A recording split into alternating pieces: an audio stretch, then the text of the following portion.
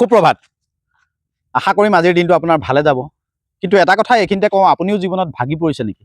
মানসিকভাৱে আপুনি ভাগি পৰিছে যদি সদায় এটা কথা মনত ৰাখিব যে আপোনাৰ শৰীৰটোৰ বহুত মূল্য আছে। এবাৰ আপোনাৰ ধুনীয়া চকু জুৰিলৈ মনত পেলাব, আপোনাৰ নয়ন যুগললৈ মনত পেলাব। দ্বিতীয়তে আপুনি মনত পেলাব আপোনাৰ শৰীৰৰ প্ৰতিটো অংগ পতংগ, আপোনাৰ কথা কোৱাৰ ধৰণকৰণ, আনক মোহাৰ যিটো শক্তি সেইসমূহলৈ মনত পেলাব। অৰ্থাৎ আপুনি নিজক ভাল পাবলৈ লওক। যেতিয়ালৈকে আপুনি নিজক ভাল পাবলৈ নিশিকিব, যেতিয়ালৈকে আপুনি নিজক ভাল পোৱাৰ মানসিকতা গঢ়ি নুতুলিব, তেতিয়ালৈকে আপোনাৰ জীৱনত এনেধৰণৰ সমস্যাবোৰ আহি থাকিব।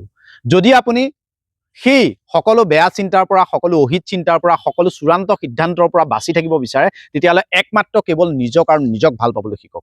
দেখিব এই পৃথিৱীখন অধিক সুন্দৰ হৈ পৰিছে। আশা কৰিম আপোনাৰ আজিৰ দিনটো এক সুন্দৰ হ'বলৈ হ'লে আপুনি নিজৰ মাজত, নিজৰ ভিতৰত থকা আপুনি কোন, আপুনি কিয়, আপুনি কাৰ বাবে, এই তিনিটা কথা নিজক সোধকচোন। ধন্যবাদ।